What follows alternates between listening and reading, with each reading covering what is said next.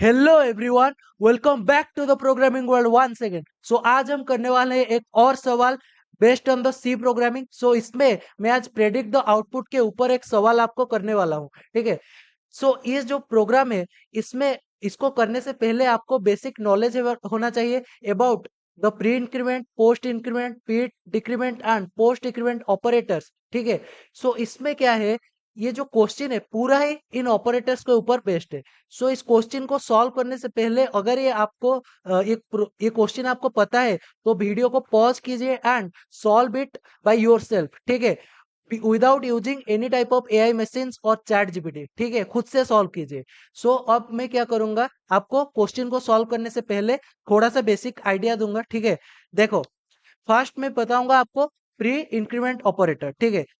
Pre increment operator, suppose मैं यहाँ write down किया प्लस प्लस ए, इसको बोलते हैं, ए के ऊपर जो प्लस प्लस है ना, इसको बोलते हैं प्री इंक्रीमेंट। इसका मतलब पहले ये क्या होगा, ऐड होगा, ठीक है। पहले ये ऐड होगा, उसके बाद ए का वैल्यू प्रिंट होगा या फिर असाइन होगा, ठीक है। प्री इंक्रीमेंट का मतलब क्या होता है, पहले ये ऐड होगा, देन इसका वैल्यू प्रिंट होगा। और मैं अगर इधर आपको ये लिखूं कि ए प्लस प्लस, ठीक है, ए प्लस प्लस, ए प्लस प्लस का मतलब क्या है, ए प्लस प्लस का मतलब है कि पहले इसका वैल्यू, पहले ए का वैल्यू आएगा, मतलब प्रिंट होगा, उसके बाद इसका वैल्यू ऐड होगा, ठीक है। पहले इसका वैल्यू आएगा, देन इसका वैल्यू क्या होगा, ऐड होगा या फिर इंक्रीमेंट होगा, ठीक है, इंक्रीमेंट होगा। और एक देखिए, अगर मैं माइनस माइनस ए लिखा तो इसका मतलब क्या है कि पहले ए का वैल्यू एक घटेगा, मतलब a equals to a minus one. A plus plus का मतलब क्या है, a equals to a plus one, मतलब लेकिन ये कौन सा सेंस में बना रहे, a equal to a plus one, इसका मतलब क्या है कि पहले ए का वैल्यू बढ़ेगा फिर इसका वैल्यू प्रिंट होगा। ए प्लस प्लस का मतलब भी सेम है, प्लस प्लस ए का मतलब जो है, ए प्लस प्लस का मतलब भी सेम है।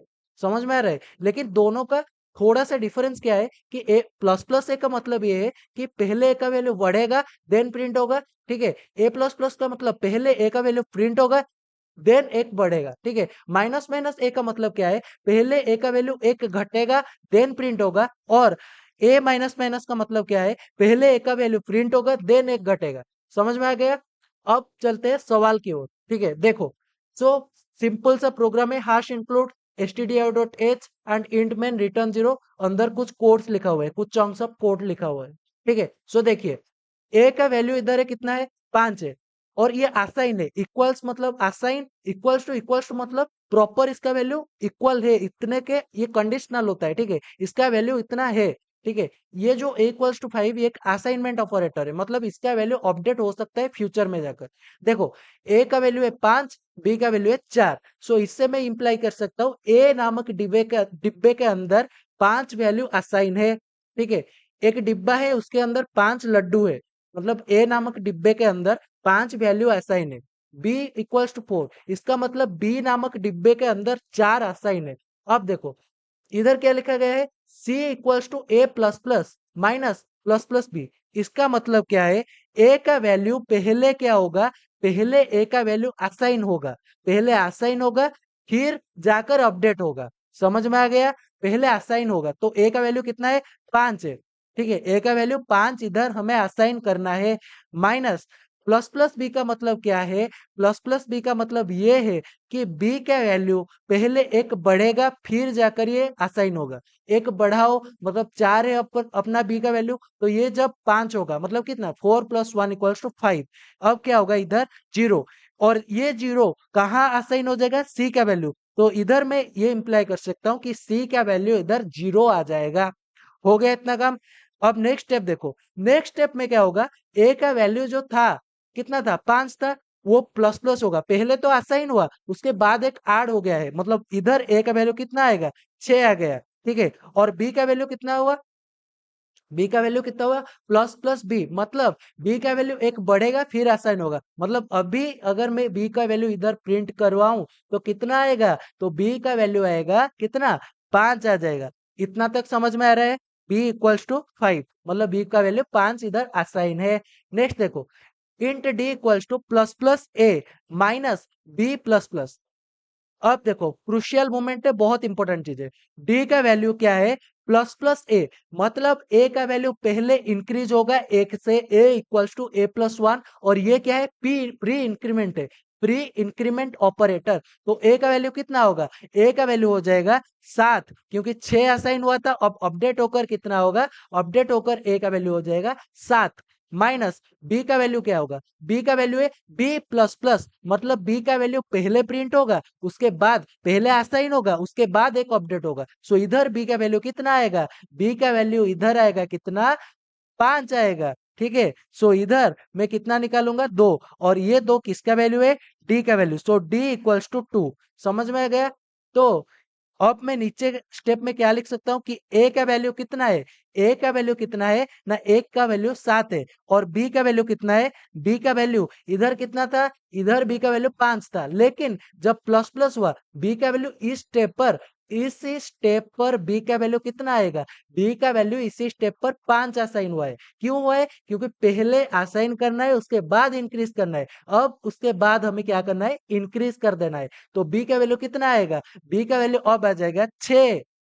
ठीक है, अब चलते हैं नेक्स्ट स्टेप।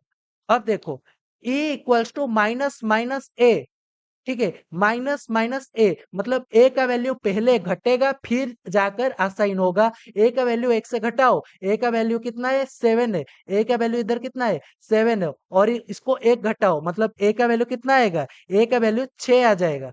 समझ में आ गया, ए का वैल्यू कितना आएगा, 6 आ जाएगा। ठीक है, अब देखो सी का वैल्यू क्या है, सी का वैल्यू है प्लस प्लस सी, मतलब सी का वैल्यू को, सी में जो असाइंड वैल्यू है उसका वैल्यू एक बढ़ाओ फिर जाकर असाइन करो। सी का असाइंड वैल्यू कितना है, सी का असाइंड वैल्यू है 0, और इसको एक बढ़ाना है, तो सी कितना आएगा, 1 आएगा, क्योंकि प्लस प्लस सी का मतलब क्या है, सी इक्वल्स टू सी प्लस 1।